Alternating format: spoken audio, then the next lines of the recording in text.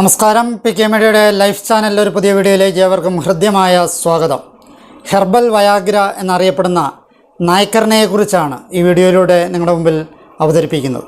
ഫാബിയസി കുടുംബത്തിലെ ഫാബോഡിയെ എന്ന ഉപകുടുംബത്തിലെ മുക്കുണ ജനസിൽപ്പെട്ട പ്രൂറിയൻസ് സ്പീഷീസാണ് നായ്ക്കരണ. കൗതുകകരമായ പൂക്കളുണ്ടാകുന്ന ഒരു ഔഷധ വള്ളിച്ചെടിയാണ് നായ്ക്കരണ. ബുദ്ധിശക്തി, കായികശേഷി, ലൈംഗികശേഷി, രക്തചംക്രമണം എന്നിവയെ ഒരുപോലെ ഉത്തേജിപ്പിക്കുന്ന ഒരേയൊരു പ്രകൃതിദത്ത ഔഷധമാണ് നായ്ക്കരണപ്പരിപ്പ്. ഇതിൻ്റെ പേരിന് പിന്നിലുള്ള കാര്യങ്ങളെ നോക്കാം. ഇതിൻ്റെ ശാസ്ത്രീയ നാമം മുക്കുണ പ്രൂറിയൻസ് എന്നുള്ളതാണ്. മലയാളത്തിൽ ഇതിനെ നായ്ക്കുരണ, നായ്ക്കരണ, നായ്ക്കരണം എന്നൊക്കെ വിളിക്കാറുണ്ട്. ഇംഗ്ലീഷിൽ ഇതിനെ വെൽവെറ്റ് ബീൻ, കൗവിച്ച്, കൗഹേജ് എന്നൊക്കെ വിളിക്കാറുണ്ട്.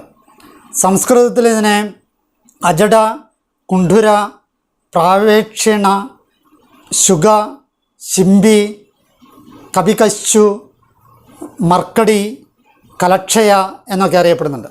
ഹിന്ദിയിൽ ഇതിനെ കാവജ, കിവജ, കൊഞ്ച എന്നൊക്കെയാണ് അറിയപ്പെടുക.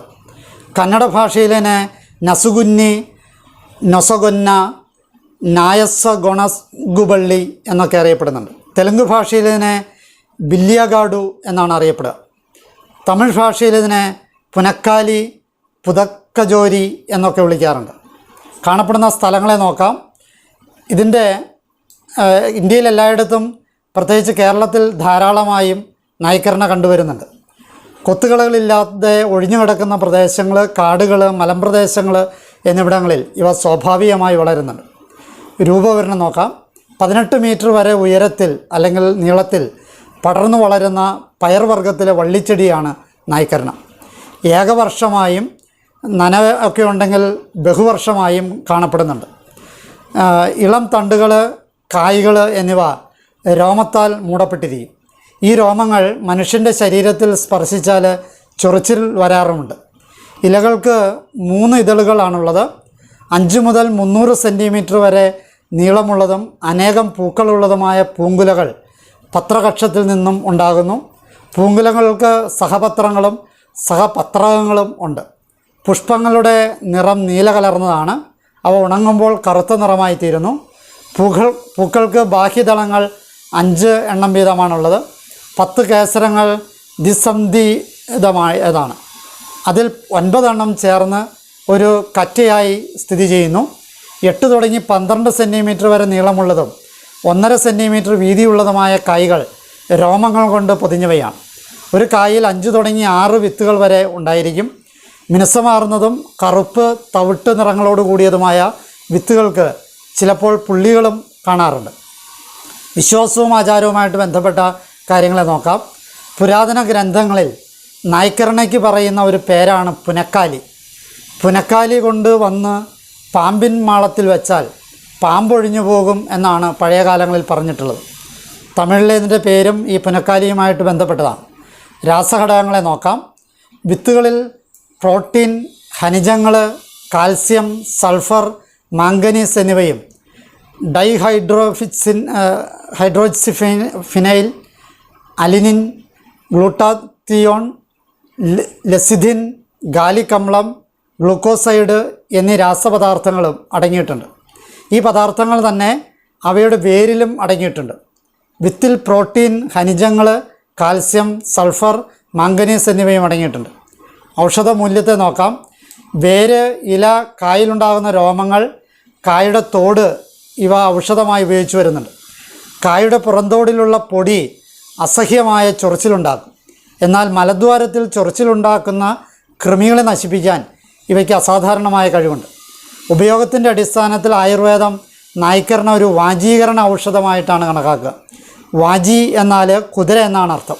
അതായത് കുതിരയെപ്പോലെ ദീർഘനേരം തുടർച്ചയായി അധ്വാനിക്കാനുള്ള ശേഷി അഥവാ സ്റ്റാമിന നൽകുന്നതാണ് ഇതെന്ന് സാരം. രക്തചംക്രമണം ത്വരിതപ്പെടുത്തും. വ്രണം, വാതരോഗം, വൃക്കരോഗം എന്നിവ ശമിപ്പിക്കും. നായ്ക്കരണയുടെ വേരും തണ്ടും ആമവാദത്തിനും നീരിനും ഔഷധമായി ഉപയോഗിക്കുന്നുണ്ട്. പ്രമേഹം, രക്തവാതം, സന്ധിവാതം, പേശി തളർച്ച, ഉദരരോഗങ്ങൾ, വ്രണങ്ങൾ, വിരശല്യം, ക്ഷയം തുടങ്ങിയ രോഗങ്ങൾക്കുള്ള ആയുർവേദ ഔഷധ ചേരുവകളിൽ നൈക്കരണ പരിപ്പ് ഉപയോഗിക്കാവുന്നുണ്ട്. ഇതിൻ്റെ അൾഷിമേഴ്സ് പോലുള്ള രോഗങ്ങൾക്ക് പോലും മരുന്നാകാൻ ശേഷിയുള്ളതായി ശാസ്ത്രലോകം ഇതിനെ വിലയിരുത്തിയിട്ടുണ്ട്. മനുഷ്യ ശരീരത്തിലെ മാസ്റ്റർ ഗ്രന്ഥി എന്നറിയപ്പെടുന്ന പിറ്റ്യൂട്ടറി ഗ്രന്ഥിയുടെ പ്രവർത്തനങ്ങളാണ് പുരുഷന്മാരിലെ ലൈംഗികോത്തേജന ഹോർമോണായ ടെസ്റ്റോസ്റ്റെറോണും അതുപോലെ തന്നെ സ്ത്രീകളിലെ ഹോർമോണായ ഈസ്ട്രജനും ഉൽപ്പാദിപ്പിക്കപ്പെടുന്നു. പിറ്റ്യൂട്ടറി ഗ്രന്ഥിയുടെ പ്രവർത്തനങ്ങളെ പുനരുദ്ദീപിപ്പിക്കാൻ നൈക്കരണ പരിപ്പിനോടുള്ള ഉത്തമമായ ഔഷധം പ്രകൃതിയിൽ ലഭ്യമല്ല. ഔഷധ പ്രയോഗങ്ങളെ നോക്കാം. 1. തേൾ കുത്തിയുണ്ടാകുന്ന വേദന മാറുന്നതിനും വിഷം ശമിക്കുന്നതിനും നൈക്കരണ അരച്ചിടുന്നത് വളരെ നല്ലതാണ്. 2. നൈക്കരണയുടെ വേരും ഞെരിഞ്ഞിലും തുല്യ അളവിലെടുത്ത് കഷായം വെച്ച് കുടിച്ചു കഴിഞ്ഞാൽ വൃക്കരോഗങ്ങൾക്ക് ആശ്വാസം ലഭിക്കും. പക്ഷേ അളവും മാത്രയും ശ്രദ്ധിച്ച് ചെയ്യണം. 3. നൈക്കരണയുടെ വേര് ചതച്ച് തിളപ്പിച്ച് വായിൽ കൊള്ളുന്നത് വായ്പുണ്ണിന് നല്ല ആശ്വാസം ലഭിക്കും. 4. ശരീരം എപ്പോഴും വിറച്ചുകൊണ്ടിരിക്കുന്ന ഒരു രോഗമാണ് കമ്പവാതം. ശുദ്ധി ചെയ്ത നൈക്കരണ പരിപ്പിൻ്റെ പൊടി 1-2 ഗ്രാം വീതം ദിവസവും വെറും വയറ്റിൽ കഴിച്ചാൽ കമ്പവാതം ശമിക്കുന്നതായിരിക്കും. 5. 1 ഗ്രാം ഞെരിഞ്ഞിലിൻ്റെ പൊടിയും 2 ഗ്രാം നൈക്കരണ പരിപ്പിൻ്റെ പൊടിയും 4 ഗ്രാം കൽക്കണ്ടപ്പൊടിയും ചേർത്ത് ദിവസവും സേവിച്ചാൽ പൗരുഷ ബലഹീനത ശമിക്കുന്നതായിരിക്കും. 6.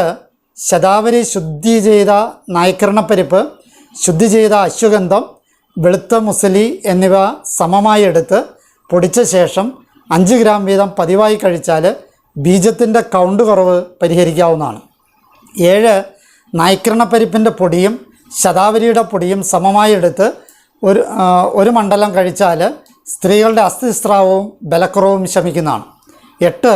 നൈക്കരണയുടെ ഇലയും കുരുമുളകും കൂടി അരച്ച് കഴഞ്ചിക്കുരു അളവ് ഗുളികയാക്കി വച്ചിരുന്ന് ദിവസവും 1 വീതം സേവിച്ചാൽ ഉദരക്രിമി ശമിക്കുന്നതാണ്. 9. നൈക്കരണയുടെ ഇല അരച്ച് ലേപനം ചെയ്താൽ പരിക്കൾ വേഗത്തിൽ പഴുത്ത് പൊട്ടുകയും തുടർന്ന് ഇല അരച്ചിട്ടാൽ വ്രണം കരിയുകയും ചെയ്യും. 10. നൈക്കരണപ്പരിപ്പിൻ്റെ പുറത്തെ രോമവും പൊടിയും ശക്തിയായി ചൊറിച്ചിൽ ഉണ്ടാക്കും. ഇരുമ്പ് തൊടാതെ വടിച്ചെടുത്ത് ശർക്കര ചേർത്ത് കഴിച്ചാൽ ഉദരക്രിമി ശമിക്കുന്നതായിരിക്കും. 11. 100 ഗ്രാം ഞെരിഞ്ഞിലും 200 ഗ്രാം നൈക്കരണപ്പരിപ്പും, അതായത് ശുദ്ധി ചെയ്ത നൈക്കരണപ്പരിപ്പും കൂടി പൊടിച്ചു വെച്ചിരുന്ന് സേവിച്ചാൽ സ്ത്രീകളുടെ വെള്ളപ്പോക്കും പുരുഷന്മാരുടെ സ്വപ്നസ്ഖലനവും ശമിക്കുന്നതാണ്. നൈക്കരണപ്പരിപ്പ് മാത്രമായിട്ട് ഉപയോഗിച്ചാലും അല്പം ഫലം കിട്ടുന്നതാണ്. 12. നൈക്കരണയുടെ ഇല അരച്ചിട്ടാൽ മുറിവുകൾ കരിയും. 13. നൈക്കരണ വേരും ഞെരിഞ്ഞിലും സമമായി എടുത്ത് കഷായം വെച്ച് സേവിച്ചാൽ വൃക്കരോഗങ്ങൾ ശമിക്കും.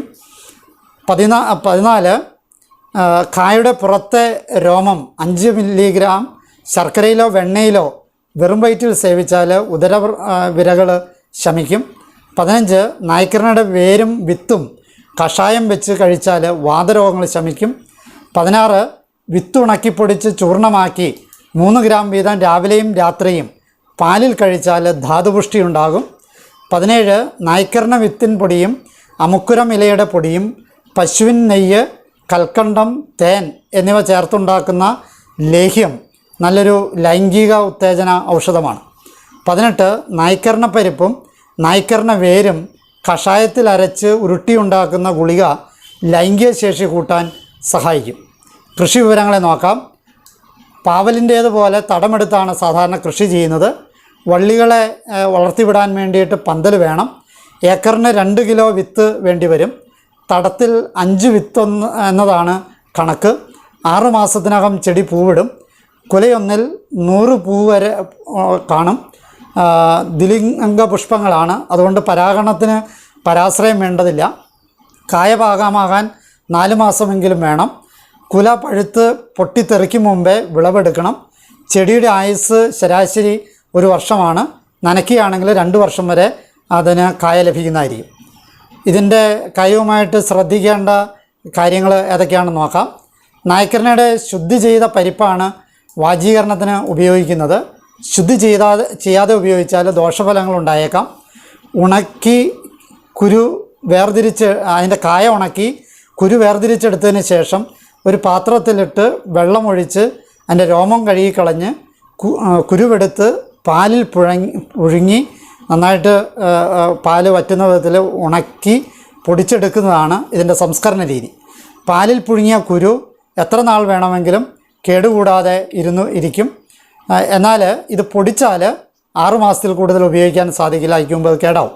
അപ്പോൾ പൊടിക്കാതെ വെച്ചിരിക്കാനാണ് ഏറ്റവും നല്ലത്. ഉണക്കിയതിന് ശേഷം നേരിയ രീതിയിൽ വറുത്തെടുത്ത് വേണമെങ്കിൽ നേരിട്ട് ഭക്ഷിക്കാം. ഇല്ലെങ്കിൽ പശുവിൻ നെയ്യിലോ തേനിലോ ഒക്കെ അത് അല്ലെങ്കിൽ പാചകം ചെയ്തോ ഒക്കെ ഇത് കഴിക്കാവുന്നതാണ്. പാർശ്വഫലങ്ങളെ നോക്കാം. ഈ നായ്ക്കർണയുടെ ശുദ്ധി ചെയ്യാതെ ഉപയോഗിച്ചാൽ പല പാർശ്വഫലങ്ങളുണ്ടാകും. അല്ലാതെ ഈ നായ്ക്കർണയുടെ പൊടി, പുറമേയുള്ള പൊടികൾ തട്ടിക്കഴിഞ്ഞാൽ ചൊറിച്ചിലുണ്ടാകും. അങ്ങനെ ഉണ്ടായിക്കഴിഞ്ഞാൽ തൈര് ഒഴിച്ച് കഴുകിയാൽ ആ ചൊറിച്ചിലിന് ശമനം ഉണ്ടാകുന്നതായിരിക്കും. ഇതിൽ പറഞ്ഞ ഔഷധ പ്രയോഗങ്ങൾ വിദഗ്ധനായ വൈദ്യൻ്റെ മേൽനോട്ടത്തിൽ വേണം ചെയ്യാനെന്ന കാര്യം ഓർമ്മപ്പെടുത്തുന്നു. അതുപോലെ തന്നെ നായ്ക്കർണ പരിപ്പ് മേടിക്കുമ്പോൾ 2 കാര്യങ്ങൾ ശ്രദ്ധിക്കണം. ഒന്ന്, അത് വ്യാജനാണോ എന്ന് ശ്രദ്ധിക്കണം. 2, അത് യഥാർത്ഥത്തിൽ ശുദ്ധി ചെയ്തതാണോ എന്നുള്ള കാര്യവും ശ്രദ്ധിക്കേണ്ടതുണ്ട്. ഈ അറിവുകൾ നിങ്ങൾക്ക് പ്രയോജനപ്പെട്ടെ എന്ന് ആശംസിക്കുന്നു. എന്നെ ശ്രവിച്ച നിങ്ങൾക്ക് നന്ദി. നല്ല നമസ്കാരം.